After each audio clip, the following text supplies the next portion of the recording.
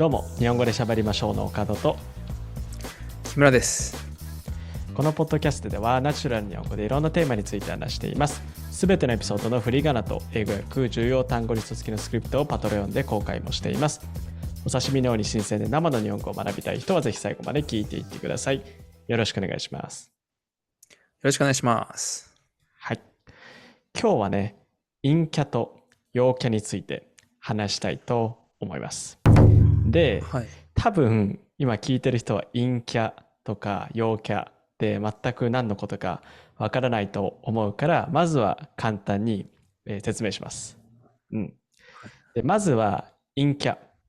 陰キャっていうのは陰気なキャラクターの略で、性格はちょっと暗くて内向的、あんまり社交的じゃない人を陰キャって言って、で、陽キャ、陽気なキャラクターの略なんだけど、性格は明るくて社交的な人。で、こういう人を陽キャって呼ばれてるんだけど、まあ、木村はもちろんこの言葉聞いたことあるよね。あるね。もうこれはこの人がどういう性格かみたいなのを説明するときによく使われたりするね。そうだよね。じゃあまずはそれぞれに具体的にどんなイメージがあるかっていうのも話したいと思ってて、じゃあまず見た目のイメージ。陰キャの人、陽キャの人の見た目のイメージで、陰キャの人ってどんな見た目のイメージがあるとか、なんか偏見でもいいんだけど、そんなある？偏見で話すけど、うんあんまりなんか自分の見た目は気にしてない。それが陰キャ。うんうんで、具体的にそうね。なんかうん。髪ボサボサとかさ、髪朝、あ学校来るときに整えたりとかせずに、ボサあ、ボサで来ちゃったりとか、うんうんかうん。な。うん。なるほどね。で、逆に陽キャのさ、見た目のステレオタイプとか偏見ある？ああ、そうね。陽キャももちろん髪ボサボサで学校来るやつ絶対いると思うんだけど、そうね。いつもニコニコしてて、ちょっとね、うん。友達がいつもわかる。横にいるみたいな。うん。そうね。で、その、なんか明るいようなイメージっていうのにつながるんだけど、見た目で言うと、俺の勝手なイメージなんだけど、陽キャの人は、なんか前髪を上げてるイメージがある、俺は。ああ、なるほどね。あ、そうね、そうね。うそう、ん。なんか前髪上がってる方が表情が見えるから、だからちょっと明るく見えるっていう部分もあるのかなっていうのはね、ちょっと思った。それは多いね。そうかもしれない。うん。そうそう。必ずしもまだ前髪上がってなくてもいいけど、ちょっとなんかおでこが見えたり、表情が分かりやすい髪型の人が多い気がする。そうね。なんか髪短かったりとかもするかもしれないしね。そうそうそう。爽やか系のそうそう。人いるね。うん。確かに確かに。うん。他で見た目で言うとね、なんか、陰キャの人は、なんかメガネをかけてて、例えばさ、アニメで言うとドラえもんのび太ってさ、メガネかけてるじゃん。うんうんなんかうん。そんなイメージがあって、で、陽キャの人はなんかね、メガネかけてる人もいるけど、なんか色付きのメガネとかサングラスをね、かけてるイメージがね、俺はある。そうね。これちょっとなんか、うんもう今でこそ、うん。あんまり、なんだろう、これは悪口とかではないと思うんだけどさ、うん。なんか日本の例えば昔のアニメとかさ、うん。漫画とか、ドラマとかもそうだけどさ、なんかメガネのやつはなんかちょっと陰気臭くてみたいな。うん。確かにそれはね。あるかもね。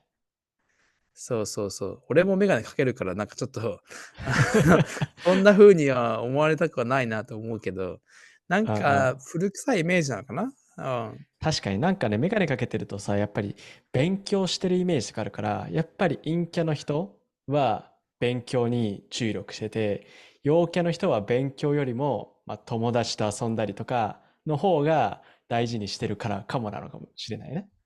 うん、そうね。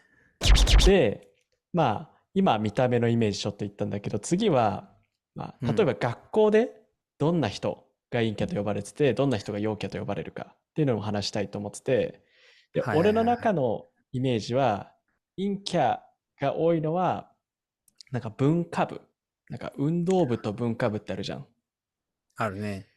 その中でも文化部、例えば囲碁将棋部とか、あはいはいとははい。美術部とか、あんまりちょっと外に出ない人が、なんか陰キャが多くて、で、うんう陽キャん。はスポーツ、サッカーとかしてるイメージがあるけど、大体そんな感じのイメージ。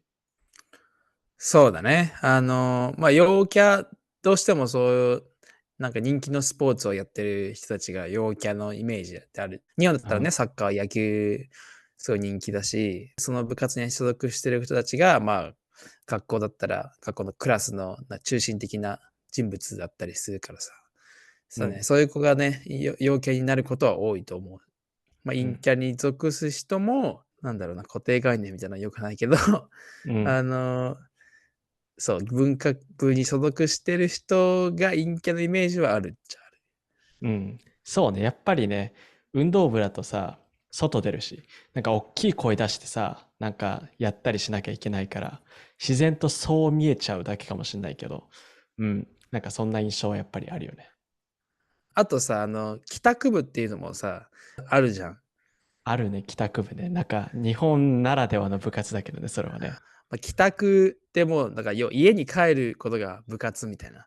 要はもう、だから何にも所属してないから、そう、帰宅部っうん、て言われるけど、人によってうん、はさ、学校の部活に所属してないで、うん、ほら、外部のなんかサッカーチームに所属しているとかさ、うん、うん。そいつは陽キャラだったりとかさ、そう。そうね。帰宅部で家に帰ってなんかゲームするだけとかアニメ見るだけみたいな、もう外に出ない内向的な人もいるけど、帰宅部でなんかさっき木村が言った外部でスポーツしたり、あとはなんかアルバイトやったりとか、なんか社交そうね。的な帰宅部もいるから、帰宅部はなかなか、うん、ちょっと人によるね。そうね。だからなんかちょっと、うん、あの、日本人の人と友達になってさ、うん、どういう部活をやってたとか、学生時代を過ごしたかみたいので、なんとなくうん、この人が、どういう性格で、どううん。いう人たちとこう、過ごしてきたかみたいなのがちょっとわかるかもしれない。うん、確かにそこから読み取れる部分はあると思うん。う。うん、もちろんね、必ずしもじゃないっていうのはさっきから何回も必言ってずしもじゃない。るけど、そうそうそう。結構な確率で当たるっていうのもまたそれも事実だよね。そうね。うん。うんうん、で、その次なんだけど、この次に話したいのはね、その陽キャの人たち、陰キャの人たちがどんな活動をしてるか、そのイメージについても聞きたいんだけど、なんかはいはい。陰キャの人がよくやってる活動とか、陽キャの人はこれよくやるよなみたいな、イメージとかステレオタイプとかある？あ、そうね。うん、カードゲームとかをこう集まってやってるのは、ちょっと陰キャっぽいかもしれない。確かになんかよくそれは聞くね。うん。で、うん。陽キャは？陽キャは、うん、まあ、なんだろうね、パーティーとかしたうん、り、なんだろう、海行ったりとかさ、うん。海でそうバーベキューしいう、たり。海でバーベキューとか、もうこれ全部完全なもうイメージで話だけど、そう。そうね。そう。うん、確かにそんなイメージがある。やっぱり活動においても静かなおとなしい活動。だからうん。そういう活動はどっちかっていうと陰キャ。で、パーティーとかバーベキューとかちょっとね、うるさそうな、賑やかそうな活動はちょっと陽キャの活動っていうイメージはやっぱり若干あるよね。そうね。うん。でも最近で言うとさ、昔はさ、本当にゲームとかさ、やってたらちょっと陰キャ、オタクみたいな風に言われたけど、今の時代は全然そんなことなくなってきたよね。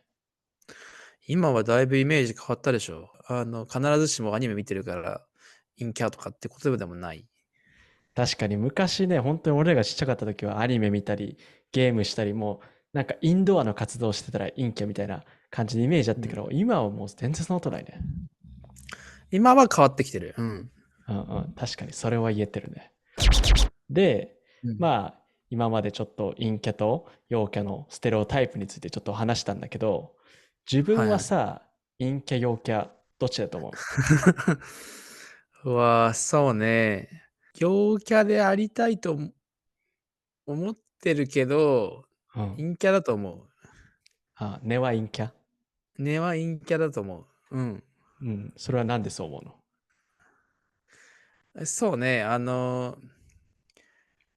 なんだろう、人がいれば、社交的にね、なんかやろうとかっていう気持ちを出そうとするけど、社交的じゃなくても、なんか家でこもってたりとかが、家でうんうん。ドラマとかずっと見てる方が好きだし、なんかうん。内向的な部分もすごい多いから、うん。そうね。陰キャなんじゃないかな、俺は。ああ、メガネもなるほどね。かけるし、しょっちゅう。うん。まあ確かにね。それは一つの要因だもんね。メガネもね。一つの要因として、はい。なるほどね、なるほどね。岡田はどうなの？いやー、これね、俺も自分で木村に聞いといて、あれなんだけど、やっぱ難しいよね、これね。難しい。多分、俺もちょっと木村に似てる気がしてて、どっちかっていうと、陰キャだけど、ちょっと陽キャになりたいっていう気持ちもある。ああ、はいはい。うんうん。で、そうね。そうそう、その理由が、やっぱりね、自分の生活を振り返ってみるとね、あんまり一人でどっか出かうん。けるってことしないのよ。はいはいはいうん。はい。で、一人で出かけるより、一人で家でこもってなんかゲームしたりとか、アニメとかドラマ見たりとかの方が好きだから、やっぱりうん。ね、陽キャって言ったらもうそんなん関係なくいろんな人とね、知らない人ともすぐ仲良くなれたりするような明るい人が本当の陽キャなのかなと思うから、俺はそれはできないから、どっちうかっていうと陰ん。キャなのかなと思そうか。なるほどね。う。うなんかん、まあ、陰キャも陽キャもさ、なんかレベルっていうか度合いがあるよね。本当にもうさ、ある。極端な陽キャの人はもう本当誰とでも仲良くなれちゃうしさ。うん、そうね。結構日本人はね、陰キャが多いような気がするんだよね。でも、県によってもやっぱりちょっと違くて、大阪とかはなんか陽キャが多いような、それもステレオタイプなんだけど、そういうイメージもあるね。ああ、そうだろうね。なんかそういうイメージは強い。何でもこう思ったことを話せるっていうか。うんううん。ん。そうね。だからまあ日本にも陰キャ、陽キャ、いろんな人がいて、で、地域にもよって、うん。で、結局ね、陽キャが上、陰キャが下とかじゃなくて、どっちにもそれぞれの良さがあるね。それぞれあります。はい。そうだね。はい。ということで、今日は陰キャと陽キャについて話してみました。皆さんは自分のことを陰キャだと思いますか、それとも陽キャだと思いますか？ぜひコメント欄で教えてください。それから今日の話を聞いて少しでも面白いと思ったら、ポッドキャストのフォロー、YouTube の高評価とチャンネル登録、ぜひよろしくお願いします。それじゃあ最後まで日本語で喋りましょう。聞いてくれてありがとうございます。今日話した内容の振り仮名と英語訳、重要単語リスト付きのスクリプトを読みたい人は、リンクに載っているパテレオンのサイトをぜひチェックしてみてください。そこで話してほしいテーマもリクエストできるので、どしどしメッセージ送ってください。それでは皆さん、さようなら。さよなら。